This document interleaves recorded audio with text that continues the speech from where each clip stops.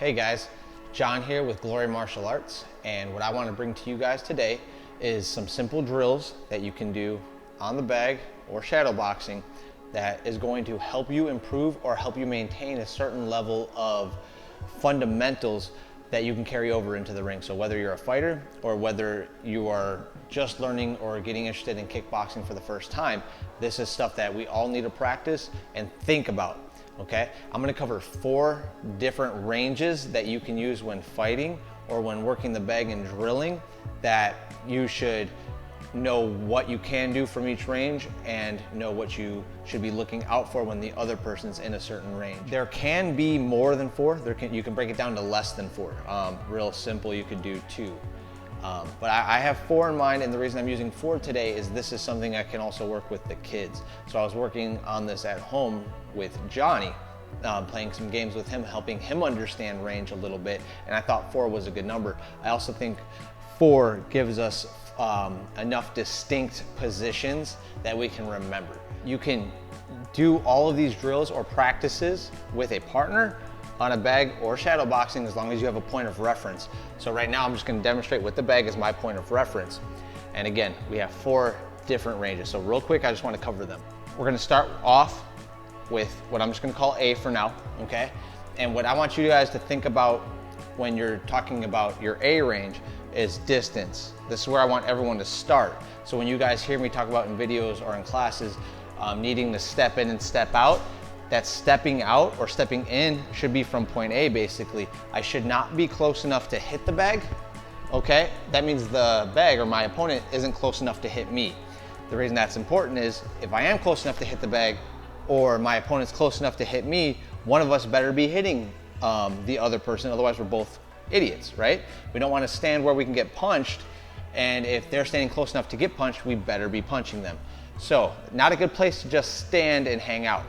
That's where A is going to come into play. So from A range, okay, if I throw a jab, I shouldn't be able to touch the bag, and if I really extend across, I shouldn't be able to touch the bag. I want to stay far enough away that I can't touch the bag, and we're fighting our twin, so they can't touch me either. From this range, you might be able to land a kick, however, it's not going to be with your shin and it's not going to land correctly. So if you're able to throw a roundhouse and your foot hits or your toes hit the bag, I'm going to allow that from that range, but if you need to, you can take an even smaller step back from there. And so that's what we're going to call your A range. You're out of their punching range, you cannot punch them either. So from A, I can't stand. From B, I'm going to take a small step forward. Just one small step in. What that does, moving from A to B, is it puts me in striking range. And what I'm using B for is my long punches, okay? And then my roundhouse kicks or my front kicks. So from B range, if I extend my punches long, I should be able to hit straight, long 1-2s. I should be able to hit proper roundhouse kicks with full extension, meaning I'm hitting with my shin, okay, above the ankle. So again, long, straight punches, roundhouse kicks, push kicks, things like that. That's my B range. That puts me in range of their strikes as well. We're going to talk about that next. Now, to cover C range, or number 3, the third part of this, I'm going to take another small step forward, okay? Now, the reason I want this to be distinct is now here's where I'm going to land a lot of my hooks, proper hooks. So I'm going to bend my arms properly. I'm not going to throw long overhand hooks, things like that, and also long knees, okay? So I'm going to call this my C range. From here, I can hit hooks, I can hit uppercuts if I need to, and I can hit knees, okay? I'm long knees, I'm not clinching, okay? So I can throw knees. I can still throw some straight punches, but it's gonna jam my jab up a little bit. You can throw a good cross from here, especially if you wanna get a lot of body into it. But the focus, what we're gonna remember in C range is the hooks, the uppercut, and the long knees, okay? And that's gonna be our C range. D range, the last one I wanna talk about, part 4 in this, is going to be a step in from there. And from here is where we're going to have our clinch, okay? It's basically a little bit of upper body wrestling.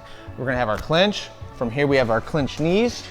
If we're not clinching, we have real short, sharp elbows as well. And you can throw elbows from a clinch, you can grab, you can turn people, things like that. It's our clinch range, okay? It's our contact, our body to body range, okay? So that's going to be D.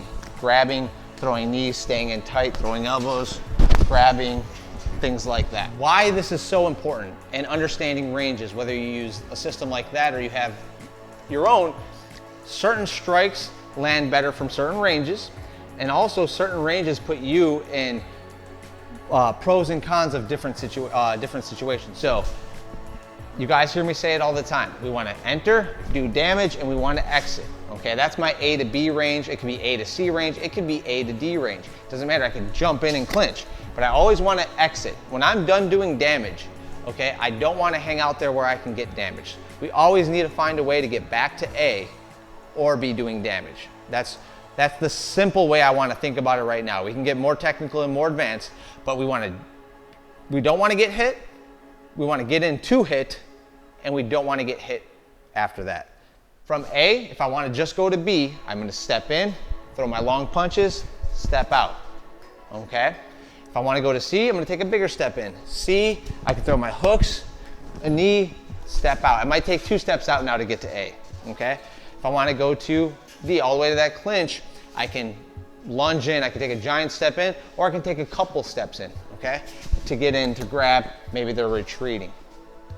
One of the things that you guys can do to practice these different ranges, and this is what I actually use to explain to my 4-year-old son, that's why I think it's such a good drill, because everybody can do it, is I made him practice throwing certain punches and certain strikes only from certain positions. It got to the point where I started working on him, I'd say, you know, stand in A, okay, stand in B, stand in C, stand in D, but then I would give him strikes, and that would mentally trigger which range he needed to step into.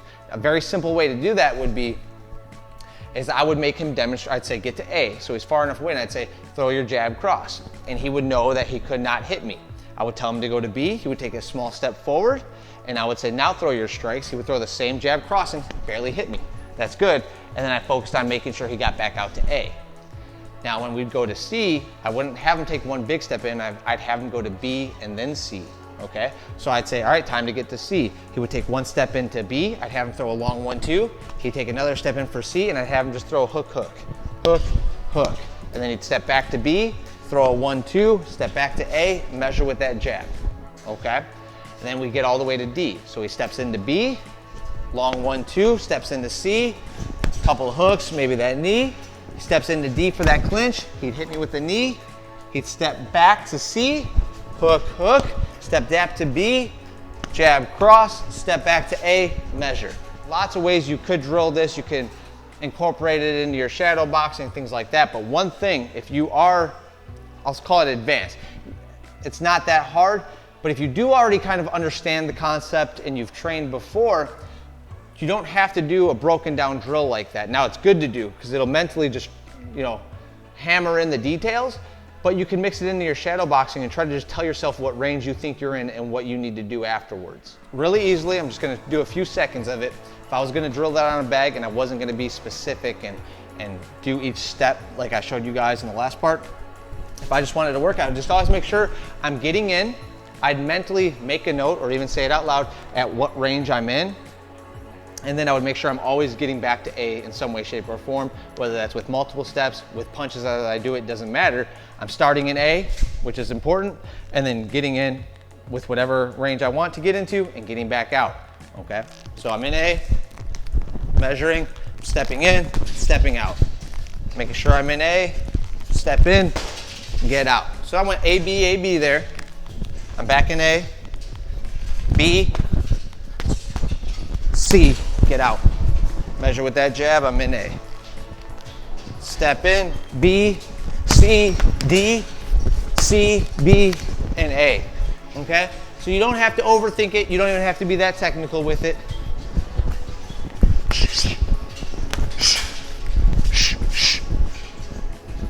And just try to mentally tell yourself what range you're in, but focus on ranges. Depending on the opponent you're fighting, you can kind of set up your game plan based on ranges. And if you have video of them and like to see where they like to work, sometimes breaking it down that way might give you ideas or certain combinations that work well and maybe that they're weak against. Just to wrap this up, you guys, I give you 4 positions, okay, ranges. It can work you mentally. This is something that, just like throwing a jab, cross, and hook and making sure we focus on each punch, focusing on each range is gonna help us set up game plans, and it's gonna help us understand positioning a little bit better.